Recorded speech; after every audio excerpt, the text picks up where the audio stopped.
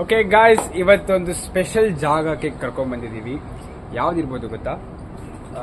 Background ಎಲ್ಲ ನೋಡಿದ್ರೆ ನಿಮಗೆ ಗೆಸ್ ಮಾಡೋದು ಕಷ್ಟ ಆಗ್ಬೋದು, ಯಾಕೆಂದ್ರೆ ಇದು ತುಂಬಾ ಹೊಸ ಜಾಗ. ನಾವಿವತ್ತು ಧರ್ಮಕ್ಷೇತ್ರ ಕುರುಕ್ಷೇತ್ರದಲ್ಲಿ ಇದ್ದೀವಿ. ಸೊ ಪಾಂಡವರು ಕೌರವರು ಧರ್ಮಕ್ಕೋಸ್ಕರ ಯುದ್ಧ ಆಡಿದ ಪುಣ್ಯಕ್ಷೇತ್ರ ಇದು. ಸೊ ಇಲ್ಲಿ ಹೊಸದಾಗಿ ಕಟ್ಟಿರೋ ಟೆಂಪಲ್ ಶ್ರೀ ಶ್ರೀ ಕೃಷ್ಣ ವಿಹಾರಿ ಮಂದಿರಂ ಅಂತ. ಸೊ ಈ ಜಾಗದ ಮಹಿಮೆ ಎಷ್ಟಿದೆ ಅಂತ ನಿಮಗೆ ಗೊತ್ತು. ಸೊ ಹಾಗೆ ಈ ಜಾಗದಲ್ಲಿರೋ ಟೆಂಪಲ್ಸ್ಗೂ ಅದೇ ಥರ ಮಹಿಮೆ ಇದೆ. ನಮ್ಮ ಸೌತ್ ಇಂಡಿಯನ್ಗೂ ನಾರ್ತ್ ಇಂಡಿಯನ್ಗೂ ಇರೋ ಡಿಫ್ರೆನ್ಸ್ ತುಂಬ ಇದೆ. ಸೊ ಇವಾಗ ನನ್ನ ಸಹೋದಯ ಹೇಳ್ತಾನೆ ಯಾವ ಥರ ಇರುತ್ತೆ ಅಂತ. ನಮಸ್ತೆ ಫ್ರೆಂಡ್ಸ್, ಸ್ವಲ್ಪ ಹೀಗೆ ಅಬ್ಸರ್ವ್ ಮಾಡಿ ಆರ್ಕಿಟೆಕ್ಟ್ ಹೇಗಿದೆ ಅಂತ. ಹಾಗೆ ದೇವಸ್ಥಾನದ ಆರ್ಕಿಟೆಕ್ಟ್ ನೋಡಿ, ಇದನ್ನು ನಾವು ನಾರ್ತ್ ಇಂಡಿಯಾದಲ್ಲಿ ಮಾತ್ರ ಅಬ್ಸರ್ವ್ ಮಾಡೋಕ್ಕೆ ಸಾಧ್ಯ. ಯಾಕೆಂದರೆ ಡಿಫ್ರೆನ್ಸ್ ಇರೋದೇ ಅಲ್ಲಿ. ನಮ್ಮ ಸೌತ್ ಇಂಡಿಯಾದಲ್ಲಿ ದ್ರವಿಡಿಯನ್ ಸ್ಟೈಲ್ ಅಂತ ಕರೀತಾರೆ, ನಾರ್ತ್ ಇಂಡಿಯಾದಲ್ಲಿ ನಗಾರ ಸ್ಟೈಲ್ ಅಂತ ಕರೀತಾರೆ.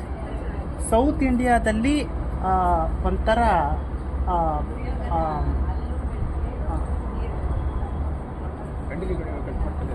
ಅಂದರೆ ದ್ರವಿಡಿಯನ್ ಸ್ಟೈಲಲ್ಲಿ ಸಿಸ್ಟಮ್ಯಾಟಿಕ್ಕಾಗಿ ಕಟ್ಟಿದ್ದಾರೆ. ಹೇಗಿರುತ್ತೆ? ಸ್ಟಾರ್ಟಿಂಗಲ್ಲಿ ಗೋಪುರ ಇರುತ್ತೆ, ಅದ್ರ ಮುಂದೆ ಗರುಡಗಂಬ ಇರುತ್ತೆ, ಅದ್ರ ಮುಂದೆ ಪಾರಾಯಣ ಮಾಡೋದಕ್ಕೆ, ಹೋಮ ಯಾಗ ಯಜ್ಞ ಮಾಡೋದಕ್ಕೆಲ್ಲ ಒಂದು ಹಾಲ್ ಇರುತ್ತೆ, ಅದ್ರ ಮುಂದ್ಗಡೆ ಗರ್ಭಗುಡಿ ಇರುತ್ತೆ. ದೇವ್ರ ಪಾದಾನ ಗೋಪುರಂ ಅಂತ ಕರೀತಾರೆ. ದೇವರ ಫೀಟು, ಈ ಮಂಡಿ ಇರೋ ಜಾಗನ ಗರುಡಗಂಬ ಅಂತ ಕರೀತಾರೆ. ದೇವರ ಶಿರವನ್ನು ಗರ್ಭಗುಡಿ ಅಂತ ಕರೀತಾರೆ. ಅಲ್ಲಿ ಮಂತ್ರ ತಂತ್ರಕ್ಕೆ ಪ್ರಾಮುಖ್ಯತೆ ಜಾಸ್ತಿ, ಇಲ್ಲಿ ಭಕ್ತಿಗೆ ಪ್ರಾಮುಖ್ಯತೆ ಜಾಸ್ತಿ. ಇಲ್ಲೇನಿಲ್ಲ, ಅಲ್ಲಿ ದೇವಸ್ಥಾನ ಒಂದು ಮಂತ್ರತಂತ್ರಗಳಲ್ಲಿ ಹೋದರೆ ಇಲ್ಲಿ ಭಕ್ತಿಗೆ ಪ್ರಾಮುಖ್ಯತೆ ಕೊಡ್ತಾರೆ. ಇಲ್ಲಿ ನೀವು ಅಬ್ಸರ್ವ್ ಮಾಡ್ಬೋದು, ಅಲ್ಲಿ ಮಂತ್ರ ಇರುತ್ತೆ, ಇಲ್ಲಿ ಬರೀ ಶ್ಲೋಕಗಳೆಲ್ಲ ಕೊಟ್ಟಿರ್ತಾರೆ.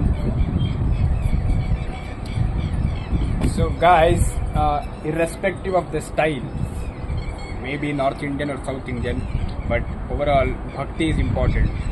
ಜೈ ಜೈ ಕೃಷ್ಣ ಕೃಷ್ಣ, ರಾಧೆ ರಾಧೆ, ರಾಧೆ ರಾಧೆ. ಹಾಗೆ ಈ ವಿಡಿಯೋ ನಿಮಗೆಲ್ಲ ಇಷ್ಟ ಆದಂತಲ್ಲಿ ಲೈಕ್, ಶೇರ್, ಕಮೆಂಟ್ ಹಾಗೆ ಫಾಲೋ ಕೂಡ ಮಾಡಿ ಅಂತ ಬೇಡ್ತೀನಿ.